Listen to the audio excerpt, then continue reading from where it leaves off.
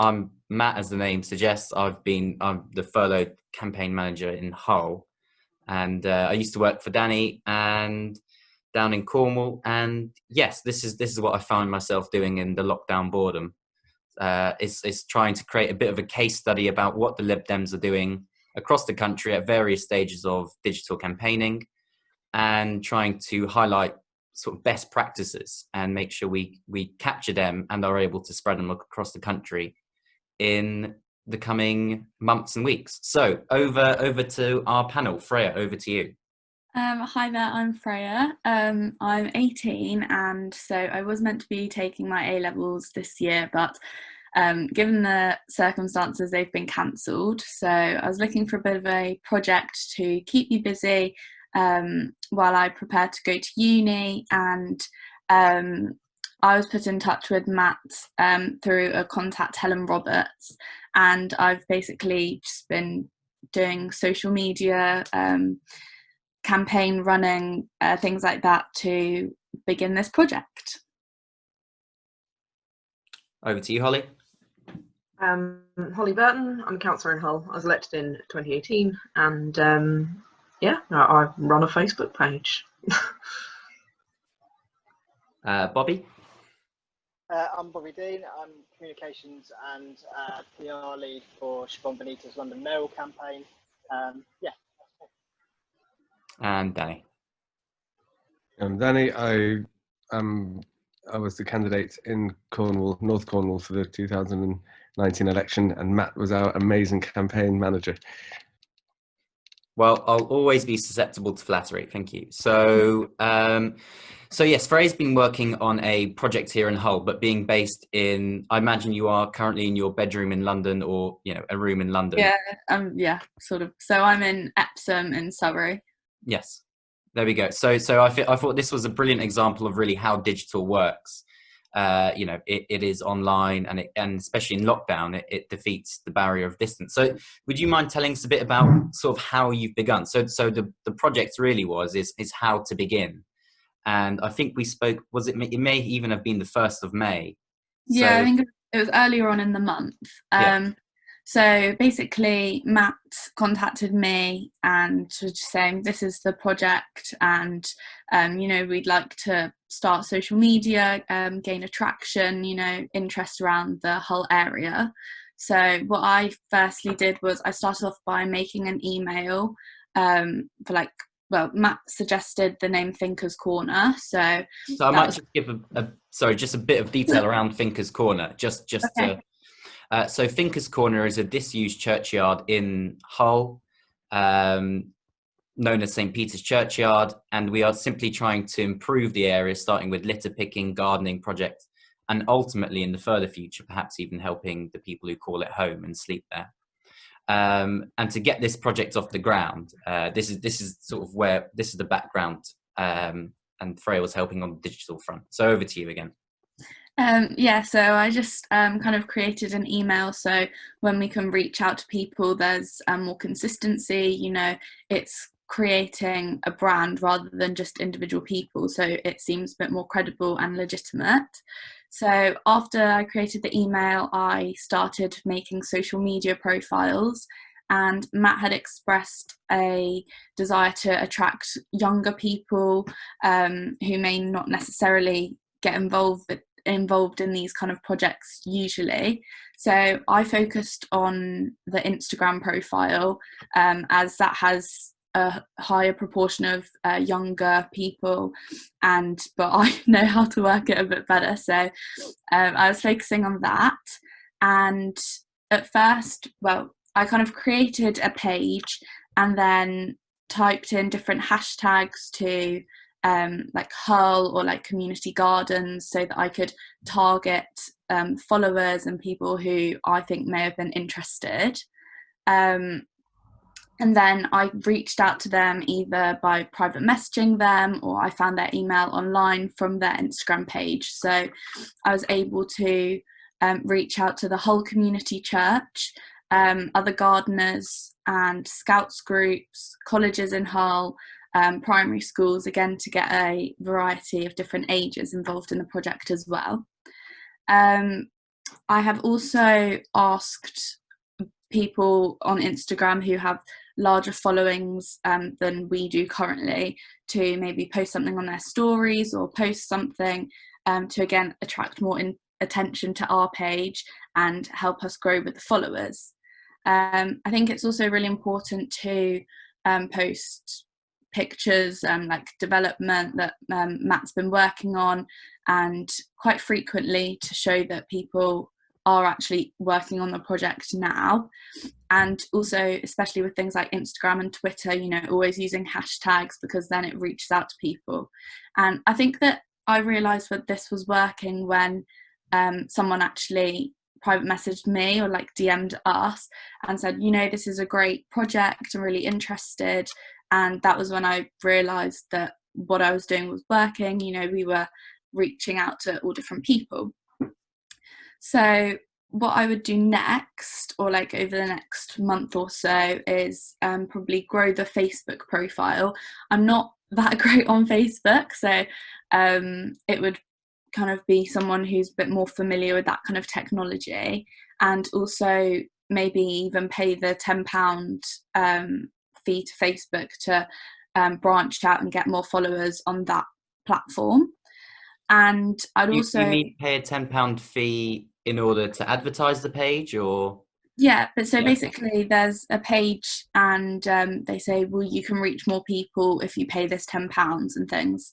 I'm not really sure how it works, but I guess they target people in the area given what you're posting about. Yeah. And then later on in the line, maybe get a bit of celebrity interest. So people from Hull who are like either born there or raised or whatever. And then that can attract even more members of the public.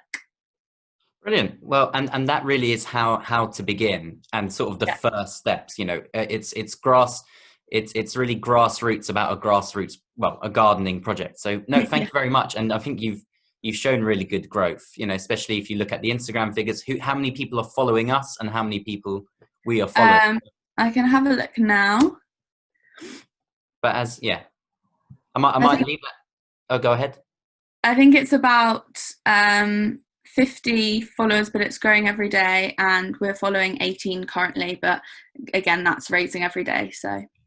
So we are seeing growth, but that is what to sort of expect, you know, as a sort of volunteer sort of side project that has lasted a short while. Can I talking of, you know, getting local celebrities involved, the tour guide has come and given a tour, which is now being sort of in the process of being edited, which I think is a good lead to come to Holly Burton. Can I hand over to you? And thank you, Freya. I did actually see the Instagram, and the first thing I noticed was you had more followers than you were following, which for a new account is really good. I was quite surprised when I saw a random Instagram profile with a picture of me on it, and I was like, because I helped out. But no, really good job. So as you mentioned, consistency, I think, is the first thing I've written in capitals at the top of my notes. Since obviously we've been in lockdown, digital campaigning has become so much more important. Obviously, I think all wards should have a Facebook page. Sorry, I'm thinking about obviously council elections. That's what I tend to be involved in. But some even find it actually better to split these into more distinct areas, like estates, or you know, because a lot of people don't know what ward they live in. You know, the name of the ward usually has nothing to do with the area, or very little to do with the area. So once you've sort of, you know, you've got your page, just little things like sorry, I'm struggling to read my own handwriting here. What I've noticed recently, since we've really been getting into it, just little things like making sure you use a photograph or a video. Also, it's quite frustrating on Facebook pages. You can't actually use italics or bold or anything without actually copying and pasting it, and it can look a lot of the websites offer that can look a little bit naff. They don't really fit in with the Facebook's kind of default font. So what I tend to do is just go for something that's just completely different, like can only, bold, italic, and like just a completely different font so it stands out still. And that does actually immediately, the first time I did that, it was my post was virtually identical to every other award, but because I'd messed around with the fonts a little bit and just the format of the text, it got about 4 times as much the engagement that that any of the others did. So I definitely recommend experimenting a little bit with that and seeing what works for you in your area. So something I've done recently as well is just done a bit of basic video editing. So back in April, host disabled participant screen sharing. Don't worry if but so back in April, the main thing we've been doing was calling residents. So we just made a quick video saying, we've been in contact, and I just did a bit of sort of basic editing, and it's actually quite easy. The program I use is called Fundraising. It's quite a popular one, and I definitely recommend it. It's not free. There is a way of doing it for free, but there's a massive watermark on it. You should be able to share the screen now. There we are. Can you see that? So just things like adding subtitles, just being able to crop it, just add a banner, things like that are actually really easy to do. Like, I like this particular program. It's 40 quid for the year, and it's just really user friendly. So yeah, it sounds awful, but the quality is quite reasonable. So I definitely recommend, if you've got the time and the inclination, I would definitely recommend looking into doing something like that, because it does pay off. Can I jump in and ask, from first getting this software to learning how to use it without any formal training, how long did that take? I had a couple of tantrums with it in maybe the first couple of hours, but I'd finished editing my first video and I was quite happy with it within a couple of hours. And so why I like this program, it's very sort of, a lot of them, if you don't have any sort of any sort of training or background, they can be quite difficult to use. But this one I do quite like. I said it's actually relatively cheap. Like I had a lot of other programs recommended to me, and some of them were more like 40 quid a month and 40 quid a year. And this does everything I need it to do. So one of our sort of main rivals at the moment on social media is the former Labour candidate has started up a Facebook page. Just it's meant to look like a sort of apolitical community group. It sort of is, it sort of isn't.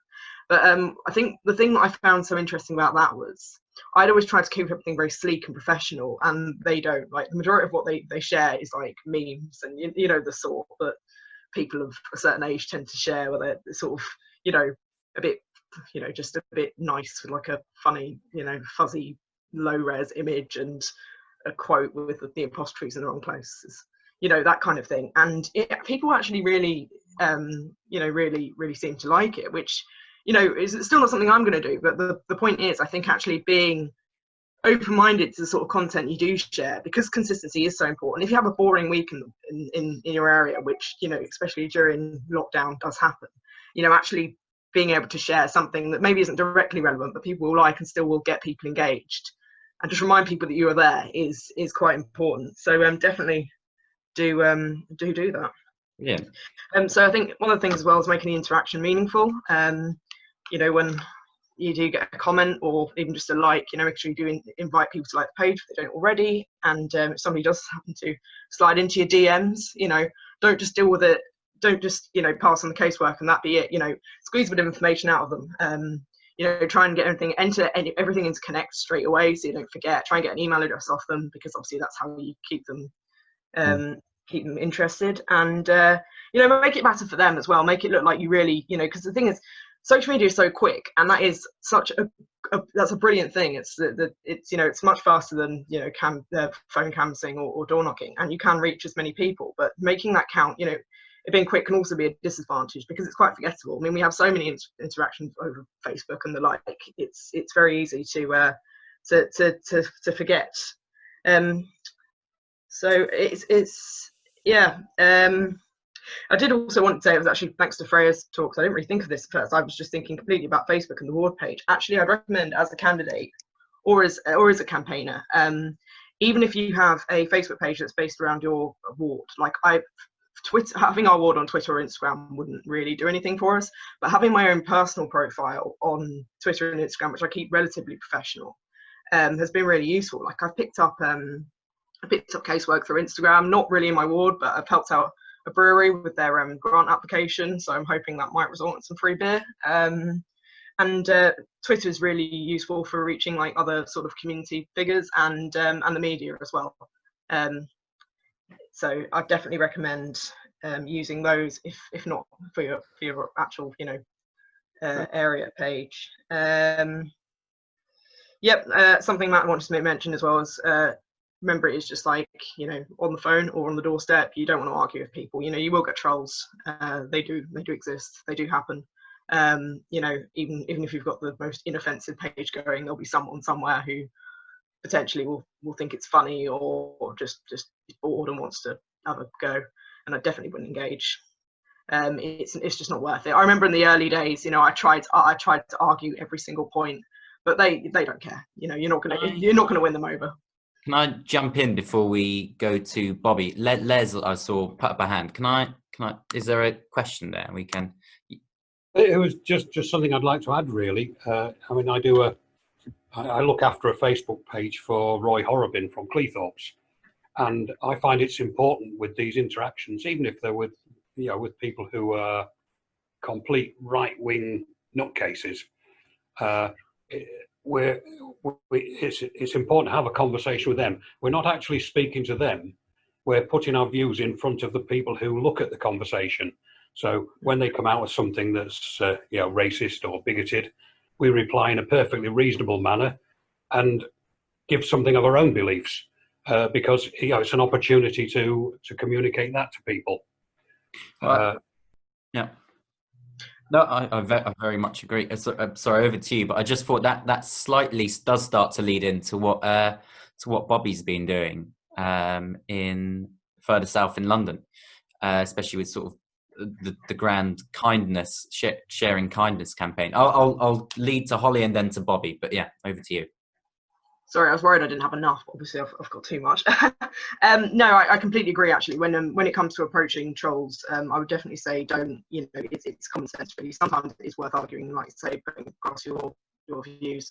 Other times, if I've got it in for you personally, it's just not worth engaging. Like we had a little bit of that fairly recently, and it just wasn't really worth it. I think just my final point, so I'll go away shortly. It's just obviously you do social media well, and it sort of looks after itself. It's relatively cheap. It can reach lots of people. If people start sharing it, and then they start coming to you, that gives you more opportunity to create content. It does. If you do it well and keep it consistent, it's just a really good way of looking after itself. So a great way of recruiting volunteers who may not be the sort to go door knocking or leaf. People are a bit artistic, maybe would enjoy doing a bit of the like the film editing and the like. It's a good way of reaching younger people, like Freya said, and it's a good way of getting donations as well, because obviously things can be easily shared, and it's a good way of trying something new as well. Like if you want to try something that maybe to engage people, if you send out a leaflet or something with we want you to hear your thoughts on this, and nobody comes back to you, you've wasted a load of money. If you just share it on Facebook and even just get a Facebook ad, you've not it's relatively low risk. Yeah, sorry, that's it from me. No, brilliant. Fantastic. Well, from trolls perhaps to kindness, Bobby, can I lead into you that way? Yeah, you can. So I was going to talk a little bit about sort of digital strategy for political parties, and sort of how you put one together and how you can implement one. The reason why I start from that place is because I think lots of people can get lost on social media and sink a lot of capacity into it. And not get the return that they were perhaps expecting at the beginning. It's often because you end up chasing things like followers or likes or shares and things like that, and have kind of lost sight of what your political objectives are in the first place. So I'd say that if you're going to start to formulate a digital strategy, think first about what your political objectives are. So for instance, for Siobhan Bonita's campaign, we were starting from the fact that we wanted to increase Londoners' awareness of her. We wanted media and influencers and other opinion formers online to be on her shoot, for her to be on their radar, and we wanted to engage with our supporters and motivate them. So when we had that in mind, it gave us a bit of a starting point to decide what we were going to do on social media and what we weren't going to do. Then you come to sort of tools and tactics, and we've spoke about social media, but I often like to think about it as digital media, so thinking about all of our online presence. So think about how your website fits in, think about how your email list fits in, as well as your sort of Facebook, Twitter and Instagram profiles as well, because this kind of online universe should be speaking to each other as well as speaking to your offline campaigning as well. So I think lots of people talk about integration in terms of online, offline, but think about how integrated your universe is on there as well. For us, it was a real big target of us to use our social media engagement to drive up our email list, because the bigger you can get your email list, the larger legacy whatever campaign you're running at that time will have. Because you know, if you believe in leaflets through letterboxes, emails and inboxes are just as good. It's a free way, instead of having to print something out and get somebody to chuck it around the neighbourhood. The leaders in London on this are actually Sutton. I think Sutton have something like 10 or 15% of their electorate signed up to an email list, and it's just it's really, really impressive, because it means that when they want to get a message out to people, obviously not everybody opens it every time, but they're able to do so for free and quickly. So I would really concentrate on trying to generate email signups whenever you can for your activity. For the website, we use it more of a sort of a hub to keep all of our information, and mainly for journalists who've been Googling around an issue and found that Siobhan said something because we just remembered to post it on the website. And as a result, we're getting media inquiries on the back of that. For Facebook, we're mainly using the Facebook ads feature to get reach. That's to get increased Londoners' awareness, because, you know, we pay a bit of money towards that and you get the biggest amount of reach through that. Posting organically on Facebook, unless you've got kind of the sort of localized community engagement that you've got there, is not that useful for us in terms of London, because we're in too competitive of a stream to get that. So Facebook posts, when I say organically, I mean we're not paying to reach anybody. We do that mainly to support engagement rather than London awareness. And Twitter's the space really where we're concentrating our efforts on being on the radar of media and opinion formers, and also showing our supporters some love as well. Twitter really is a place where I think you can sink your capacity really, really quickly. And not get much returns from it, because it's quite a small community really. So just remember why you're on Twitter, who you're speaking to, and if you can, automate some of your content on there if you just want to get some messages out. So there are free programs out there. Buffer is a free program. We were using a paid for program called Sprout Social, but you can get some of your content out there as well. Yeah, just think about planning how much time you spend on different platforms and what you're going to get out of it. And then the final thing I would say is about the people behind this digital engagement. So we're all here as operators of it.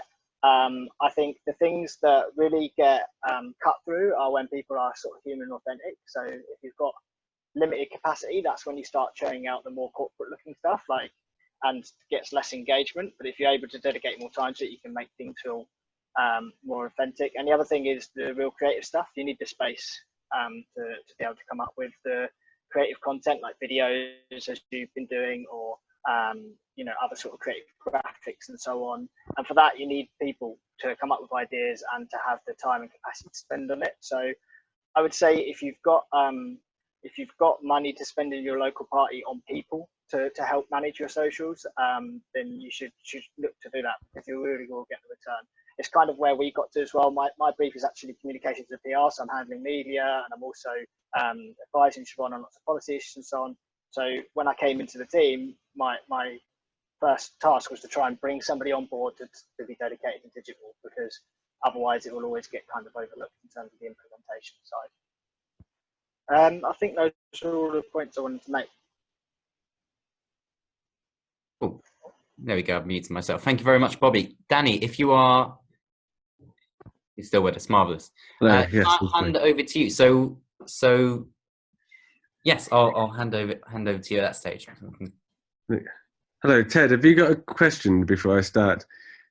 Thanks. I had one for Bobby, Daddy. I don't know. Would you Yeah, mind no, a go quick ahead. one? Thanks, Bobby. It sounds like you're doing quite a lot online, and you said you were going to do some things, but you definitely weren't going to do other things. So, what were those things you weren't going to do that you ruled out? Because it does feel like you're doing a lot, at least to me, anyway.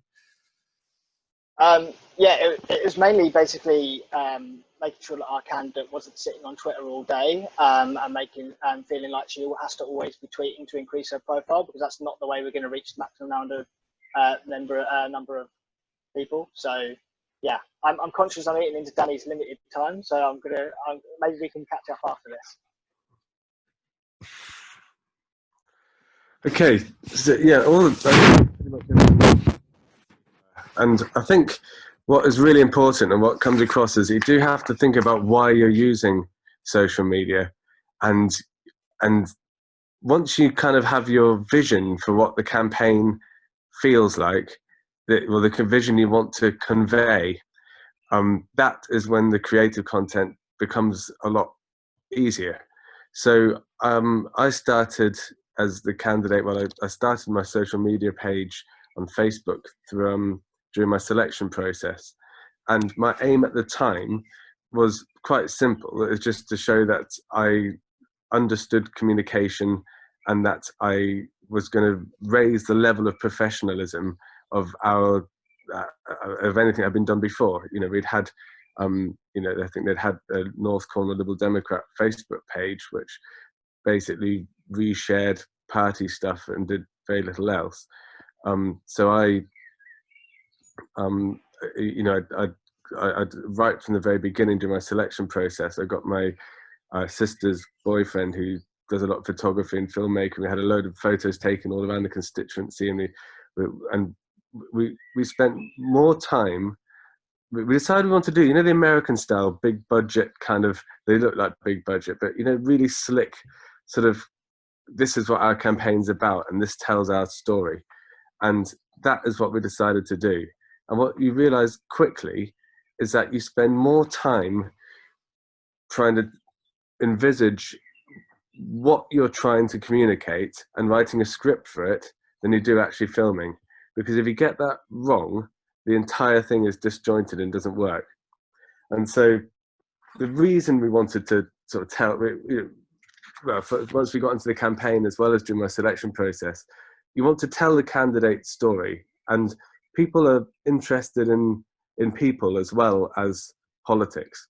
So although you're standing on a manifesto and an agenda, people want to know, well, why are you the person that we should vote for, and why are you the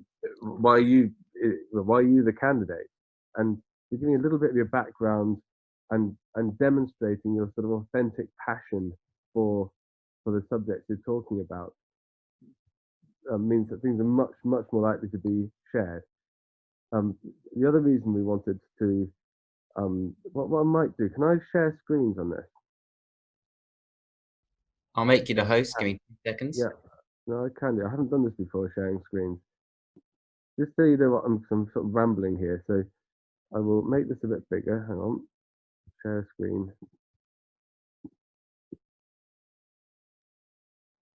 All right, can you make me a host?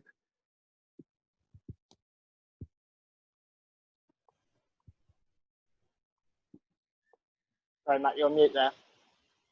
Holly, if you can just transfer being the host to Danny.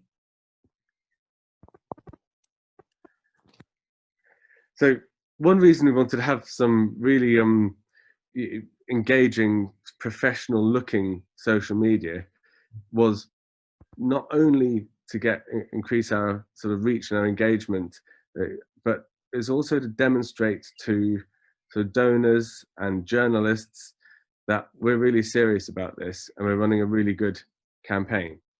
And that really did work from our point of view. We raised and spent more money than we had in the last 2 general elections combined.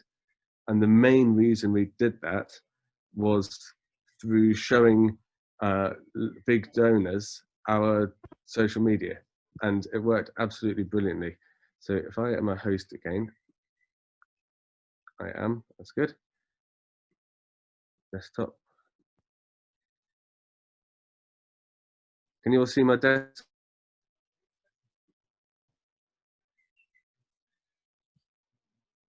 We can now. You can, good. I'll just make this a little bit bigger. I don't want to show the whole thing, it goes on too long. But just so you can see the style of what we were trying to achieve. I grew up on a farm near Launceston, so my whole life I've been surrounded by animals, agriculture, and our beautiful countryside. I mean, this is, you know, ridiculously cheesy, obviously. My name is Danny Chambers, and I'm a veterinary surgeon, and I'm standing to be the next Liberal Democrat parliamentary candidate for North Cornwall. So the whole thing is about animals and people, and we interviewed, you know, I speak to the camera, but we interviewed other people. We put where they're from because they're all local people in the constituency. And when we went to London and met donors, and you can show them what looks like a film trailer for why you're the candidate and why you're standing. People got really interested, and it really did work brilliantly. And the other reason for having for putting a lot of thought into the messages you're trying to communicate in social media was because we're determined to give the impression of momentum. I mean, we genuinely had momentum, but it's making sure everyone is aware that you have momentum.